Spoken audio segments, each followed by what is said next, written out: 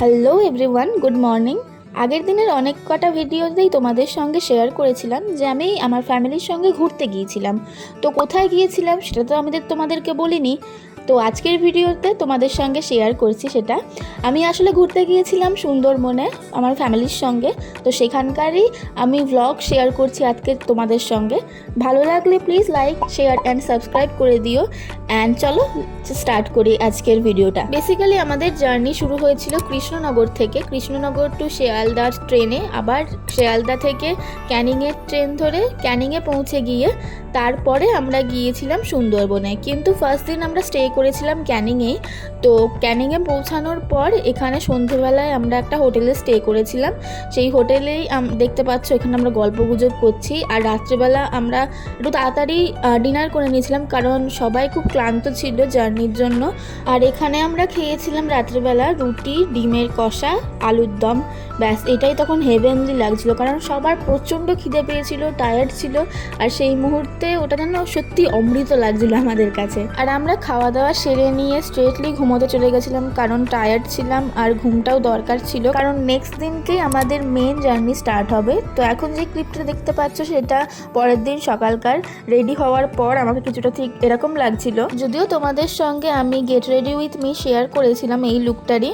যদি কেউ না দেখে থাকো তো প্লিজ চেক করে নিও, আশা করি ভালো লাগবে ভিডিওটা দেখে। দেখো আমাদের জার্নিও স্টার্ট হয়ে গেল, আর অটোয় করে আমরা পৌঁছেও গেলাম আমাদের লঞ্চে।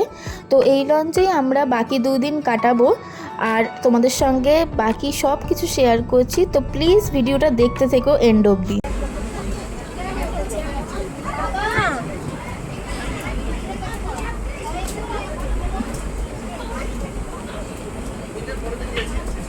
জার্নি স্টার্ট হওয়ার সাথে সাথেই কিন্তু আমি এখানে সামনে বসে পড়েছিলাম সিঁড়িতে, কারণ এখানে প্রচণ্ড সুন্দর হাওয়া দিচ্ছিল, যেটা আমি অন্তত মিস করতে চাইছিলাম না সেই মুহূর্তে। আর দেখো খাওয়া দাওয়ার পরই আমরা চলে গেছিলাম এখানে ঘুরতে।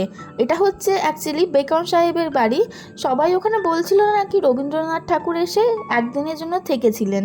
তো সেই থেকে এই জায়গাটা একটু ফেমাস, কিন্তু দেখে আমি যা বুঝতে পারলাম এটা এমন কিছু না, জাস্ট পার্ক টাইপের সুন্দর করে সাজিয়ে গুছিয়ে রেখেছে। আচ্ছা, বলে রাখা ভালো, আমরা যেহেতু বর্ষাকালে ঘুরতে গিয়েছিলাম, তো সেই সময় অ্যাকচুয়ালি ওদের ওখানে ইলিশ উৎসব চলে। তো ওটার জন্যই মেন অ্যাট্রাকশন, প্রতিদিন ইলিশের কোনো না কোনো পদ থাকবেই। তো ওটার জন্যই অ্যাকচুয়ালি মেন অ্যাট্রাকশন এই বর্ষাকালে। সুন্দরবন যদি আসল উপভোগ করতে চাও তাহলে নাকি শীতকালই বেটার। যদিও এটা আমার কথা না, ঘুরে আসার পর থেকে অনেকেই এরকম বলেছে যে বর্ষাকালে ঘুরতে গেছিস, বর্ষাকালে ঘুরতে গিয়ে আর এমন কি দেখলি, শীতকালে গেলেই নাকি আসল মজা। যদিও এবার আমি বলতে পারবো না কতটা কি সত্যি বা মিথ্যে, হয়তো তারা বলেছে এইটার কারণেই, কারণ শীতকালে পশু পাখি দেখার চান্সেস আরও বেশি থাকে, তো সেই কারণে হতে পারে। বাট টু বি অনেস্ট, আমি গিয়ে সত্যি সত্যি খুব এনজয় করেছি, কারণ অনেক দিন পর ঘুরতে গেলাম, তো স্বাভাবিকভাবেই মজাটা হবেই। ওই যা, হ্যাঁ যা যা যা যা যা, হ্যাঁ যা, দেখ তোকে কি দেয়।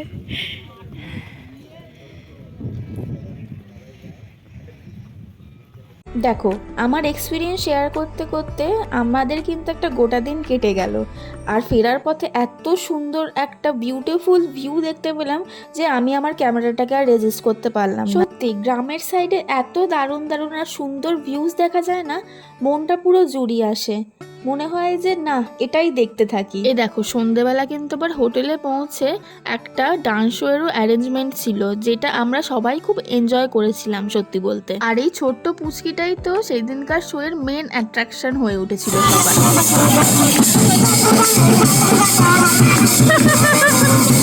তো ব্যাস এইভাবেই আমাদের ফার্স্ট দিনটা কাটলো মজা হই হুল্লোড়ের সঙ্গে।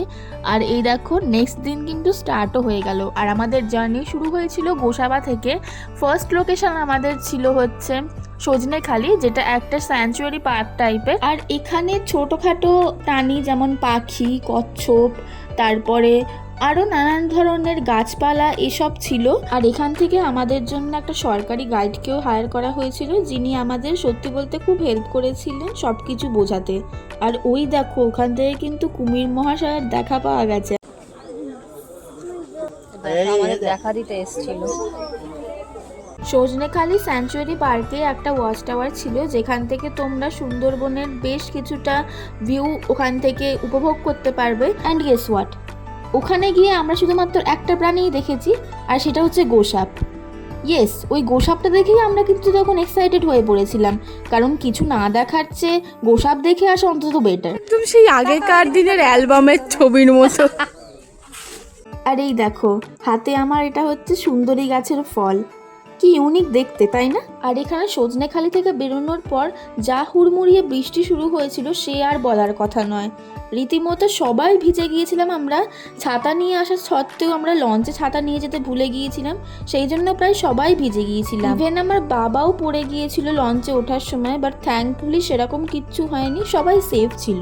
হবে না, কারণ আপনারা অনেক দূরে যাবেন, জলটা উল্টে যদি কিছু দেখার এক্সপোর্ট থাকে না। আমরা 3 দিন আগে এই এলাকায় বাঘ দেখেছি, আমরা বলছি না যে আমরা ছুটে যেতে যেতে ততক্ষণ পালিয়ে চাপ পাওয়া যায়। এই যে ইনি হলেন আমাদের সরকারি গাইড, এত সুন্দর সব কিছু প্রত্যেকজনাকে বোঝাচ্ছিলেন যে আমার তো রীতিমতো মনে হচ্ছিল আমি আমার স্কুলের সেই ভূগোল ক্লাসের দিনগুলোতে ফিরে গেছি। এত সুন্দর প্রাকৃতিক দৃশ্য উপভোগ করতে করতে একটা জার্নিতে যাওয়া, সেটাও কিন্তু একটা ভাগ্যের ব্যাপার বলে আমার মনে হয়। আর সেই জিনিসটা উপভোগ করতে করতেই আমি এখানে বেশ কিছু আমার নিজের ক্লিপ নিয়ে নিয়েছি অ্যাজ ইউজুয়াল। আর এত সুন্দর হাওয়া দিচ্ছিল যে প্রায় রীতিমতো সবাই ঘুমিয়ে পড়ছিল। এখানে যেমন আমার মা ঘুমিয়ে পড়েছিল, যেমন দেখতে পাচ্ছি এখানে পুরো রীতিমতো ঘুমে ঢুলছে, কিন্তু আমি তাও ভিডিও করেছিলাম। আর সরি মা, ভিডিওটা দেওয়ার জন্য কিছু মনে করো না প্লিজ। তুমি সেই কোলের কাছে এসে চোখ পেতে দিলে খাচ্ছি।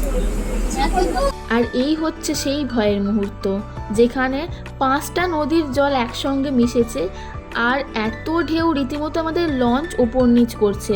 এখানে দেখো আমাদের খাওয়ার প্লেটগুলো রীতিমতো এত জোরে জোরে উঠছে যে লাঞ্চ ঠিক করে আমরা করতে পারছিলাম না সেই মুহূর্তে। আমি ভয় পাওয়াটা তো তাও স্বাভাবিক, আমার চেয়ে যারা বড় ছিল তারাও অনেকে ভয় পাচ্ছিল, রীতিমতো তারা বলছিল যে চলো আর যেতে হবে না, ফেরত যাই এবার। আর এই পুচকিটা লিটারেলি সবার হার্ট থ্রব হয়ে গেছিল, সবাই ওকে নিয়ে খুব মজা করছিল, খেলাধুলা করছিল লঞ্চে। হ্যাঁ, এইবার দেখো আসল মুহূর্ত। আমি বলবো না এখনই যে এখানে কি হচ্ছে, তোমরা ভিডিওটা থেকে গেস করো তো কি হতে পারে। আমি তারপর তো বলছি যে কি হয়েছিল না হয়েছিল।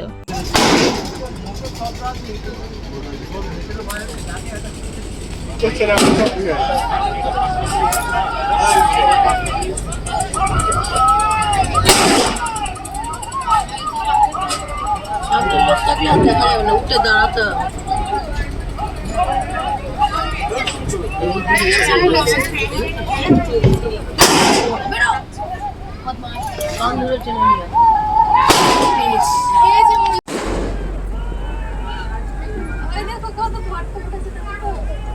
और लेके ना जाए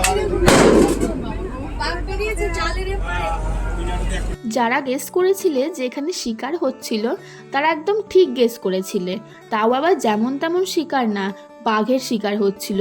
হ্যাঁ, ঠিকই শুনেছো তোমরা, বাঘের শিকারই আমরা দেখেছি। বাঘ যদিও দেখতে পাইনি, কিন্তু বাঘের শিকার আমরা দেখে এসেছি। আসলে 2টো বাঘ জাল কেটে বেরিয়ে এসেছিল, তো তাদেরকেই আবার জঙ্গলে ফেরাতে ফরেস্ট ডিপার্টমেন্টের লোকেরা গান শুট, তারপরে জোরে জোরে আওয়াজ করে বাঘগুলোদের তাড়ানোর চেষ্টা করছিল, যাতে তারা আবার সেখানে ফিরে যেতে পারে, আর জালটাও ডিপার্টমেন্টের লোকেরা তাড়াতাড়ি সেই মুহূর্তে সারিয়ে ফেলতে পারে, যাতে জনবসতির লোকের কোনো ক্ষতি না হয়। এই দেখো, এখানেই বড় বড় জাহাজগুলো আসলে কিন্তু বাংলাদেশি জাহাজ, ওয়েস্ট বেঙ্গল থেকে ফেরত যাচ্ছে আবার বাংলাদেশেই, তো সেই জাহাজগুলোই আর কি এখানে ব্যবসার ক্ষেত্রে হয়তো আসে, আবার ফিরেও যায়। আর এই মুহূর্তে যারা জাহাজ চালাচ্ছিল তাদেরকে আমরা হিরো আলম, তারপরে ও ভাইয়া এসব বলে অনেক কিছু বলে ডাকছিলাম, আর ওরাও কিন্তু দূর থেকে হাত দেখাচ্ছিল আমাদেরকে। বেশ একটা মজার মুহূর্ত ক্রিয়েট হয়ে গেছিল আমাদের সবার, যারা যারা লঞ্চে ছিল সবার মধ্যে।